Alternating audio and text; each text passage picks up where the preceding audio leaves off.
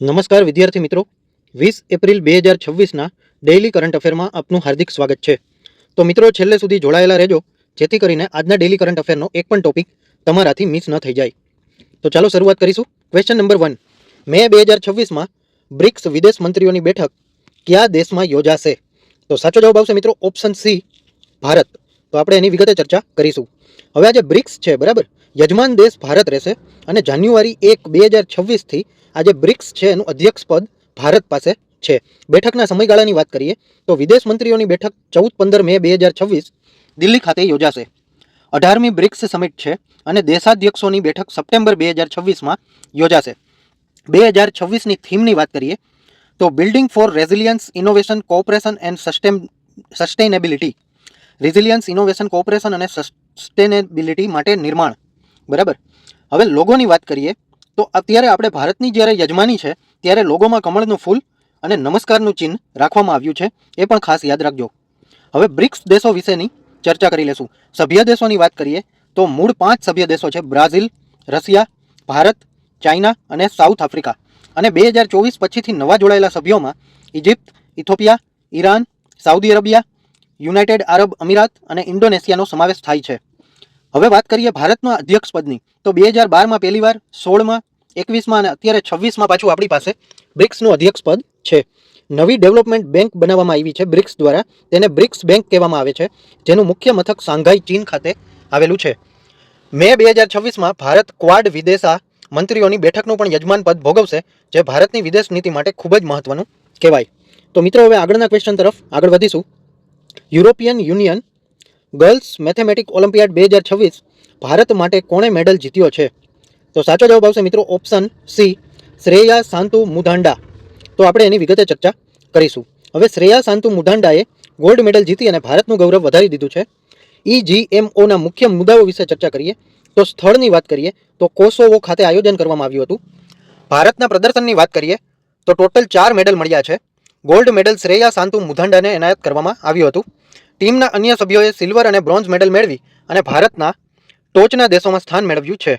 હવે EGMO ખાસ કરીને હાઈસ્કૂલની વિદ્યાર્થીનીઓ માટે આંતરરાષ્ટ્રીય સ્તરની ગણિત સ્પર્ધાનું આયોજન કરતા હોય છે. હવે આ સિવાય આ એક મહત્વનું આયોજન થયું. આ સિવાય ભારતમાં તાજેતરમાં 2026માં બીજા કયા કયા આયોજન થયા તો એના વિશેની ચર્ચા કરીએ. G20 સમિટ 2026ની વાત આવે તો ફ્રાન્સમાં યોજાશે. ફિફા વર્લ્ડ કપ 2026ની વાત આવે તો કેનેડા, મેક્સિકો અને USA દ્વારા સંયુક્તપણે યોજાશે. એશિયન ગેમ્સ 2026ની વાત આવે તો જાપાનના નાગોયામાં યોજાશે. ઇન્ડિયન નેવીની વાત કરીએ તો 2026માં એરક્રાફ્ટ કેરિયર અને સબમરીનનો ઘણો બધા અલગ અલગ યુદ્ધ જહાજોનો સમાવેશ કરવામાં આવશે. તો આગળના ક્વેશ્ચન તરફ આગળ વધીશું. રાજ્યસભામાં ત્રીજી વખત ઉપસભાપતિ તરીકે નિમણૂક પામનાર પ્રથમ સાંસદ કોણ બન્યા? તો સાચો જવાબ આવશે મિત્રો ઓપ્શન બી, હરિવંશ નારાયણ સિંહ. તો આપણે એના વિશે વિગતે ચર્ચા કરીશું. હવે આ હરિવંશ નારાયણ સિંહ છે એ હાલના રાજ્યસભાના ઉપસભાપતિ છે અને જનતા દળ યુનાઇટેડના સભ્ય છે. સતત ત્રીજી વખત આ પદથી ચૂંટાઈને એક નવો વિક્રમ સ્થાપિત કરી દીધો છે.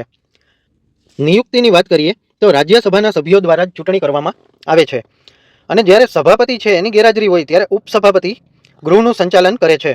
વર્તમાન સભાપતિ ભારતના ઉપરાષ્ટ્રપતિ જગદીપ ધનખડ છે. આ પણ યાદ રાખજો.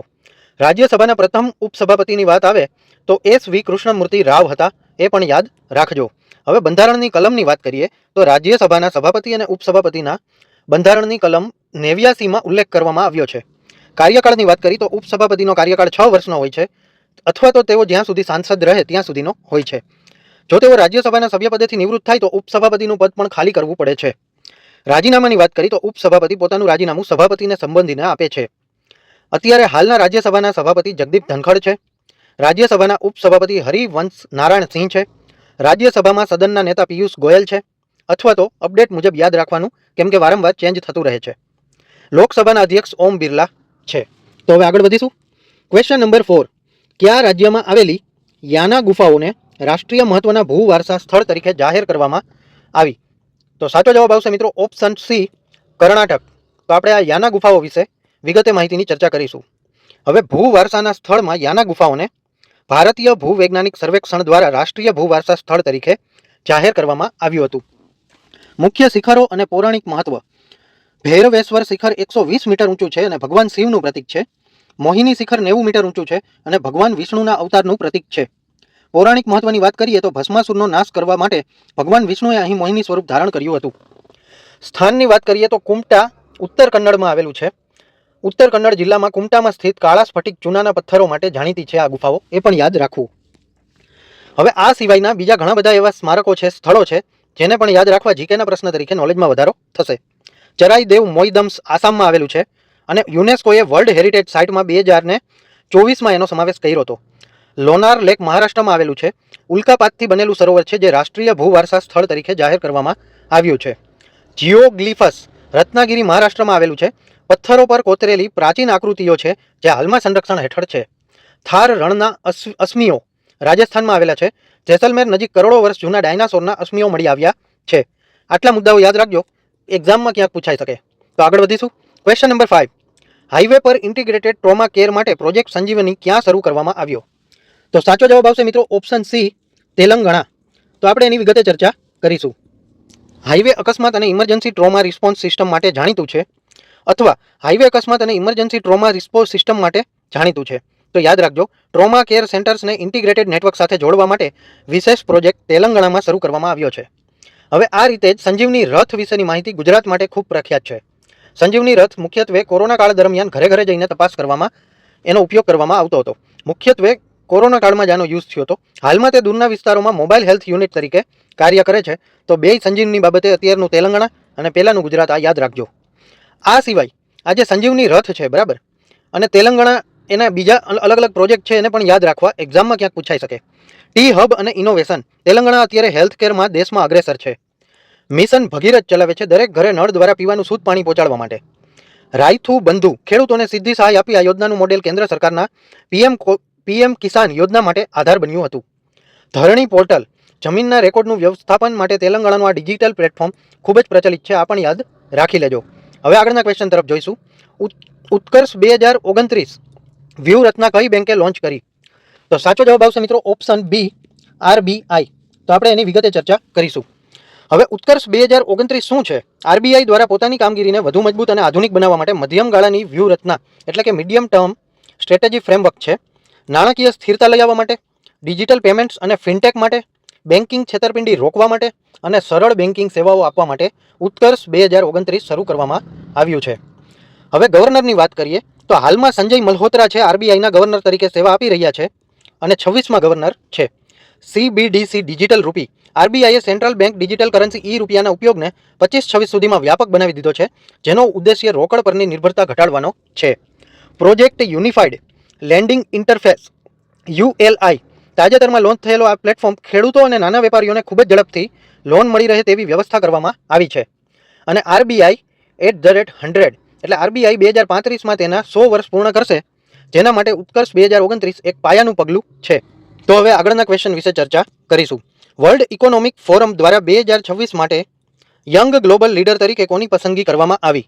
તો સાચો જવાબ આવશે મિત્રો ઓપ્શન બી, જય શાહ. તો આપણે એના વિશે વિગતે ચર્ચા કરીશું.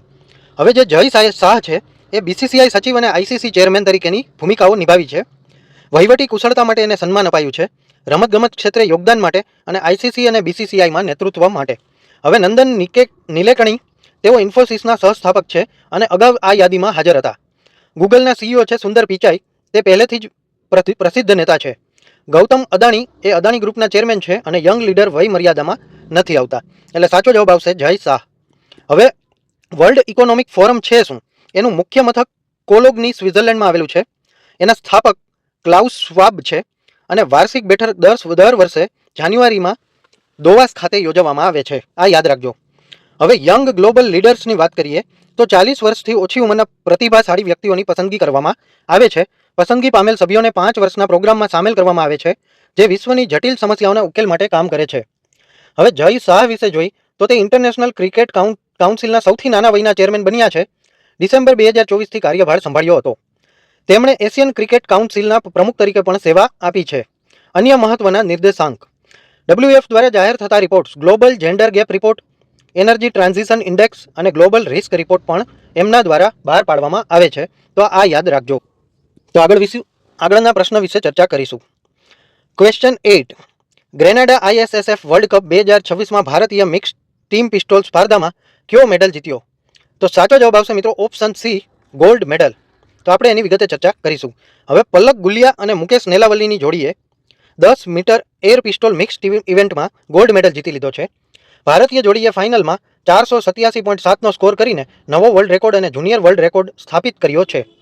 હવે ફાઇનલમાં ચીન અને હંગેરીની જોડીને હરાવી દીધી હતી, જેથી કરીને ગોલ્ડ મેડલ મળ્યો છે. ચાઇના બીજા નંબરે છે અને બ્રોન્ઝમાં હંગેરીના ખેલાડીઓ છે.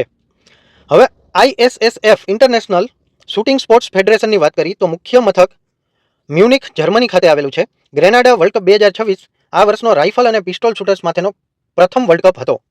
હવે આગામી કઈ સ્પર્ધાઓ યોજાવાની છે તો વાત કરીએ ISSF જુનિયર વર્લ્ડ કપ 2026. આ સ્પર્ધા હાલમાં 19 થી 27 એપ્રિલ 2026 ઇજિપ્તના કાયરોમાં શરૂ થઈ છે, જેમાં ભારતનું 71 સભ્યોનું મોટું દળ ભાગ લઈ રહ્યું છે.